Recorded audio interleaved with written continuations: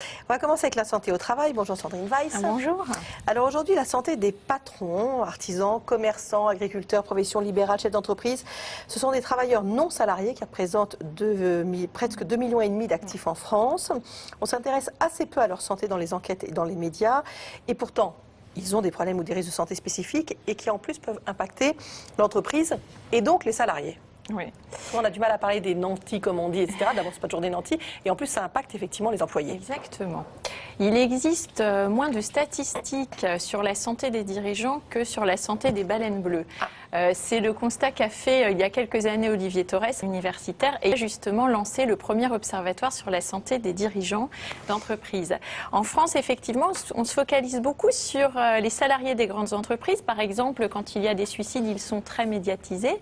En revanche, on estime que 1 ou 2 chefs d'entreprise se suicident chaque jour en France et on n'en parle pas.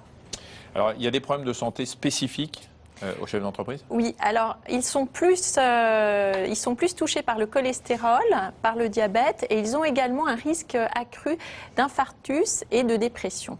Et puis, autre grande tendance, ils présentent beaucoup plus de troubles du sommeil que le reste de la population. Par exemple, un dirigeant sur 2 souffre de troubles du sommeil. C'est ce que révèle une enquête récente de l'Observatoire que je citais tout à l'heure. En moyenne, ils dorment 35 minutes de moins par jour que le reste de la population. C'est beaucoup. Et puis, ça va générer de la somnolence et accroître aussi le risque de diabète. Alors, c'est pas lié au stress, hein. C'est pas la seule cause. Alors effectivement, il y a plusieurs causes. La toute première cause, très basiquement, c'est que ces dirigeants travaillent beaucoup plus que la moyenne des fonctionnaires et des salariés, et donc ils consacrent moins de temps à se soigner. Et puis il y a également le fait qu'en moyenne, ils font moins de sport et plus de repas professionnels. Et ça, on sait que c'est pas un très bon mélange pour la santé. Et puis, comme vous l'évoquiez, il y a un stress beaucoup plus fort. 7 dirigeants sur 10 ont un niveau de stress moyen ou fort dans les TPE. Les TPE, ce sont les très petites entreprises, c'est-à-dire moins de 10 salariés. Et comme on peut l'imaginer, c'est pour des raisons économiques ? Alors, c'est beaucoup pour des raisons économiques. Effectivement, il y a un vrai stress financier, puisque quand on est artisan, professionnel libéral, commerçant, la perte d'un gros client, ça va avoir un impact lourd pour l'entreprise. D'une manière générale, un petit événement, ça va prendre plus d'ampleur. Par exemple, on me cite le départ d'un salarié compétent. Et puis, il faut citer aussi l'apparition de phénomènes le développement de phénomènes tels que les cambriolages chez les agriculteurs ou les braquages chez les commerçants. Et donc ça, c'est du stress et donc ça fragilise. Et en plus, ces chefs d'entreprise fréquentent peu le corps médical. Effectivement, ils fréquentent peu le corps médical, ils consultent peu les médecins, ils s'arrêtent peu en arrêt maladie et ils, ou plutôt elles, ont même des congés maternité raccourcis. Je précise qu'un entrepreneur sur 4 en France est une femme. Pour l'anecdote, ils déclarent souvent aller voir un médecin quand ils ont un rendez-vous avec le banquier. Alors pourquoi ? Parce que souvent, pour l'octroi d'un prêt, aujourd'hui, quand on va voir son banquier, on demande de remplir beaucoup de formulaires de santé. Ce qu'il faut comprendre de manière générale, c'est que c'est une population qui n'est pas habituée à s'écouter, à se plaindre, qui est une population assez endurante et qui a elle-même eu des modèles parentaux proches. C'est-à-dire que beaucoup de chefs d'entreprise sont eux-mêmes enfants d'agriculteurs, d'artisans, de chefs d'entreprise et ils ont vu beaucoup leurs parents travailler et peu consulter. Et puis, il y a aussi un aspect financier, c'est-à-dire que ça ne les incite pas à s'arrêter ou à se soigner, parce que, par exemple, le RSI, le régime des indépendants, est moins favorable que le régime général de la sécurité sociale.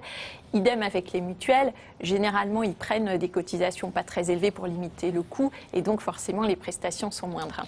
Alors, ils sont en bonne santé ou pas ? Alors, malgré tout ce que j'ai dit, bonne nouvelle, ils ne sont pas en mauvaise santé. Par exemple, ils sont en meilleure santé que les ouvriers, en moyenne. Ce qui les sauve, c'est la passion dans le travail, parce qu'entreprendre, c'est bon pour la santé. Pourquoi c'est bon pour la santé ? Parce que quand on est chef d'entreprise, on entre dans ce qu'on appelle des contraintes choisies et pas des contraintes subies. Imposées. Et ça, c'est bon pour la santé. Donc voilà. Alors, En revanche, c'est le bémol, même s'ils sont en bonne santé, ils sont plus en risque parce qu'ils tirent sur la corde. Donc, ils sont en risque d'ennuis de santé sérieux. Ouais, le problème, c'est que quand c'est vraiment des ennuis de santé sérieux, là, il y a une forte incidence, effectivement, sur l'entreprise. Et oui, c'est ça, c'est très caractéristique. C'est-à-dire qu'un chef d'entreprise qui s'arrête de façon un peu prolongée pour maladie met vite en péril son entreprise. Ça peut aller jusqu'au dépôt de bilan. Et c'est un vrai paradoxe parce qu'on a connu dans un passé récent des décès brutaux de dirigeants de grandes entreprises du CAC 40 et ça n'avait pas fait péricliter l'entreprise. Alors, Dr Weiss, 3 conseils pour les chefs d'entreprise qui sont en train de nous regarder. Ou pour leur famille qui leur répéteront ce soir. Oui, voilà aussi, parce que l'entourage a beaucoup d'importance. Donc, je donne des conseils que j'ai moi-même entendus d'experts du sujet. Le premier conseil, eh bien, c'est de consulter plus des médecins. Ça va aussi faire plaisir aux médecins qui nous écoutent. Et quand il y a une petite alerte, avant que le problème ne dégénère. Et pas seulement quand on a un rendez-vous avec son banquier, ce qui veut dire aussi faire des bilans de santé réguliers. Le deuxième conseil, c'est de se rapprocher d'associations professionnelles pour éviter de se sentir seul au monde avec ses problèmes. Il y en a plusieurs, j'en citerai une, c'est le Centre des jeunes dirigeants, CJD, dont on va voir les coordonnées s'afficher. Un troisième conseil, eh bien, c'est de faire plus de sport, puisqu'on a dit tout à l'heure que c'était une population qui faisait moins de sport que la moyenne. Et puis le printemps, c'est toujours la période pour les bonnes résolutions de cette nature. Il faut qu'ils aient un petit peu de temps pour ça. Voilà.